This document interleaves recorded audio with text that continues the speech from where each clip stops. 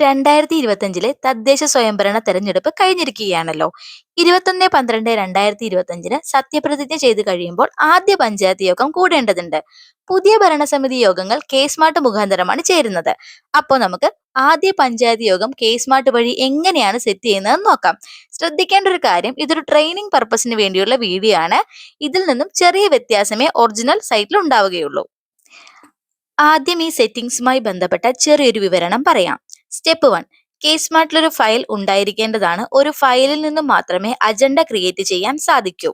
Step 2, അജണ്ടയ്ക്ക് ഒരു വെരിഫയറും അപ്രൂവറും ഉണ്ടായിരിക്കേണ്ടതാണ്. Operator ആവശ്യമില്ല. ഫയലിന്റെ കസ്റ്റോഡിയൻ തന്നെയാണ് ഓപ്പറേറ്റർ. സർവീസ് കോഡ് എന്ന് പറയുന്നത് MMCM01. സ്റ്റെപ്പ് 3, MMCM14 എന്ന സർവീസ് കോഡിന് അപ്രൂവർ ഉണ്ടായിരിക്കേണ്ടതാണ്. ഈ കോഡിന് അപ്രൂവർ പ്രിവിലേജ് ഉണ്ടെങ്കിൽ മാത്രമേ യോഗ സംബന്ധമായ സെറ്റിംഗ്സ് ചെയ്യാൻ സാധിക്കൂ.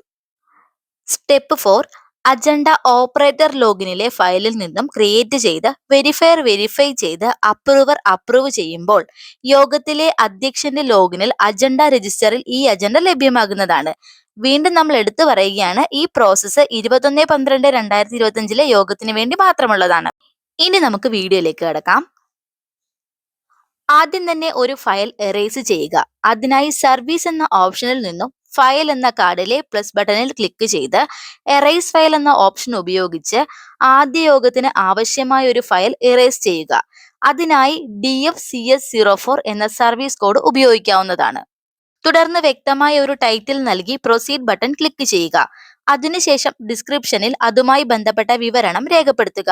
അതിനുശേഷം പ്രൊസീഡ് ബട്ടണിൽ ക്ലിക്ക് ചെയ്യുക. തുടർന്ന് ഇതുമായി ബന്ധപ്പെട്ട ഡോക്യുമെന്റ്സ് എന്തെങ്കിലും ഉണ്ടെങ്കിൽ അപ്ലോഡ് ചെയ്യാവുന്നതാണ്. ശേഷം സബ്മിറ്റ് ബട്ടൺ ക്ലിക്ക് ചെയ്യുക. അപ്പോൾ ഈ സർവീസിന്റെ ഓപ്പറേറ്ററിലേക്ക് ഈ ഫയൽ പോകുന്നതായിരിക്കും. ആ ഫയൽ ബന്ധപ്പെട്ട ഓപ്പറേറ്റർ ഓപ്പൺ ചെയ്ത ശേഷം ഡ്രാഫ്റ്റ് എന്ന ഓപ്ഷനിൽ ക്ലിക്ക് ചെയ്യുമ്പോൾ ന്യൂ ഡ്രാഫ്റ്റ്, ന്യൂ അജണ്ട എന്നിങ്ങനെ 2 ഓപ്ഷൻസ് കാണാൻ സാധിക്കുന്നതാണ്. നമുക്ക് അജണ്ട തയ്യാറാക്കുന്നതിനായി ന്യൂ അജണ്ട എന്ന ഓപ്ഷനിൽ ക്ലിക്ക് ചെയ്യുക. അപ്പോൾ നമുക്ക് ലെഫ്റ്റ് സൈഡിൽ അജണ്ട തയ്യാറാക്കുന്നതിനുള്ള ഓപ്ഷൻ ലഭ്യമാകുന്നതായിരിക്കും. അതിൽ നിന്നും മീറ്റിംഗ് കാറ്റഗറി എന്ന കോംബോ ബോക്സിലെ പഞ്ചായത്ത് മീറ്റിംഗ് എന്ന ഓപ്ഷൻ സെലക്ട് ചെയ്യുക. അതിന് തൊട്ട് താഴെ സ്പെഷ്യൽ മീറ്റിംഗ് എന്നൊരു ചെക്ക് ബോക്സ് കാണാൻ സാധിക്കും. അതെന്താണെന്നുള്ളത് മീറ്റിംഗ് മാനേജ്മെന്റ് മൊഡ്യൂളിന്റെ ഒറിജിനൽ വീഡിയോയിൽ നമുക്ക് ഡിസ്കസ് ചെയ്യാം. ഇപ്പോ അത് ഒഴിവാക്കി നെക്സ്റ്റ് എന്ന ഓപ്ഷൻ നൽകുക. തുടർന്ന് ടൈറ്റിൽ എന്നൊരു ഭാഗവും ഡിസ്ക്രിപ്ഷൻ എന്നൊരു ഭാഗവും കാണാൻ സാധിക്കുന്നതാണ്. ടൈറ്റിലും ഡിസ്ക്രിപ്ഷനും രേഖപ്പെടുത്തി നെക്സ്റ്റ് ഓപ്ഷൻ ക്ലിക്ക് ചെയ്യുക. തുടർന്ന് അറ്റാച്ച്മെന്റ് എന്നൊരു ഓപ്ഷൻ വരുന്നതാണ്. നമ്മൾ ഫയൽ എറേസ് ചെയ്യുന്ന സമയത്ത് അറ്റാച്ച് ചെയ്യുന്ന ഡോക്യുമെന്റ്സ് ഇവിടെ ലഭ്യമാകുന്നതാണ്. അജണ്ടയിൽ ഉൾപ്പെടുത്തണമെങ്കിൽ ടിക്ക് ചെയ്യാവുന്നതാണ്, അല്ലെങ്കിൽ അൺചെക്ക് ചെയ്ത് സേവ് ചെയ്യുക. സേവ് ചെയ്യുമ്പോൾ തന്നെ വലതുവശത്തായി അജണ്ട കാണാൻ സാധിക്കുന്നതാണ്. അജണ്ടയിൽ എന്തെങ്കിലും തിരുത്തലുകൾ വരുത്തണമെങ്കിൽ ഇവിടെ എഡിറ്റ് ഓപ്ഷൻ അവൈലബിൾ ആണ്. ഇവിടെ നമ്മൾ പ്രത്യേകം ശ്രദ്ധിക്കേണ്ട ഒരു കാര്യം എന്തെന്നാൽ, നമ്മൾ ഒരു ഫയലിൽ അജണ്ട ക്രിയേറ്റ് ചെയ്തതിനു ശേഷം ആ അജണ്ട വെരിഫയർക്ക് നമ്മൾ ഫോർവേഡ് ചെയ്യാതെ ഫയൽ നമുക്ക് ഫോർവേഡ് ചെയ്യാൻ സാധിക്കുന്നതല്ല. നമ്മൾ ഈ കാര്യം ഒന്ന് ശ്രദ്ധയിൽ വെക്കുന്നത് നല്ലതായിരിക്കും. അപ്പോൾ ഇവിടെ കാണുന്ന ഫോർവേഡ് ഓപ്ഷനിൽ ക്ലിക്ക് ചെയ്ത് അജണ്ട വെരിഫയറിലേക്ക് ഫോർവേഡ് ചെയ്യാവുന്നതാണ്. ശ്രദ്ധിക്കേണ്ട കാര്യം, ഫയലിന്റെയും അജണ്ടയുടെയും വെരിഫയർ ഒന്നാവണം എന്ന് നിർബന്ധമില്ല. അജണ്ട ഫോർവേഡ് ചെയ്യുമ്പോൾ ഫയൽ ഓപ്പറേറ്റർ ലോഗിനിൽ തുടരുകയും അജണ്ട ഒരു ചൈൽഡ് ഫയൽ പോലെ MNZN01 എന്ന സർവീസ് കോഡ് മാപ്പ് ചെയ്തിരിക്കുന്ന വെരിഫയർ ലോഗിനിലേക്ക് പോകുന്നതായിരിക്കും. വെരിഫയറുടെ ലോഗിനിലെ ഇൻബോക്സിൽ ലഭ്യമാകുന്ന അജണ്ട ഓപ്പൺ ചെയ്ത് ആവശ്യമെങ്കിൽ തിരുത്തൽ വരുത്തി അപ്രൂവറിലേക്ക് ഫോർവേഡ് ചെയ്യാവുന്നതാണ്. ശ്രദ്ധിക്കേണ്ട ഒരു കാര്യം, ഓപ്പറേറ്റർക്ക് മാത്രമല്ല വെരിഫയർക്കും അജണ്ട ക്രിയേറ്റ് ചെയ്ത് അപ്രൂവർക്ക് അയക്കാവുന്നതാണ്. ഇനി അപ്രൂവറായി ലോഗിൻ ചെയ്തതിനു ശേഷം ഇൻബോക്സിൽ ലഭ്യമായിട്ടുള്ള അജണ്ട ആവശ്യമെങ്കിൽ എഡിറ്റ് ചെയ്യാം, റിജക്റ്റ് ചെയ്യാം, അംഗീകരിക്കാവുന്നതാണെങ്കിൽ അപ്രൂവ് ചെയ്യാവുന്നതുമാണ്. ഇങ്ങനെ അപ്രൂവ് ചെയ്ത അജണ്ട അധ്യക്ഷന്റെ മീറ്റിംഗ് മാനേജ്മെന്റ് മൊഡ്യൂളിലെ അജണ്ട രജിസ്റ്ററിൽ ലഭ്യമാകുന്നതായിരിക്കും. നമ്മുടെ വീഡിയോയുടെ ലെങ്ത് കൂടുതലുള്ളത് കൊണ്ടും അപ്രൂവ് ചെയ്യുന്നത് സിമ്പിൾ പ്രോസസ് ആയതിനാലും അപ്രൂവ് ചെയ്യുന്ന ഭാഗം നമ്മൾ സ്കിപ്പ് ചെയ്തിട്ടുണ്ട് കേട്ടോ. അപ്പോൾ അപ്രൂവർ അജണ്ട അപ്രൂവ് ചെയ്യുന്നതോടുകൂടി അജണ്ട ക്രിയേഷൻ എന്ന വർക്ക് ഫ്ലോ ഇവിടെ കംപ്ലീറ്റ് ആവുന്നതാണ്.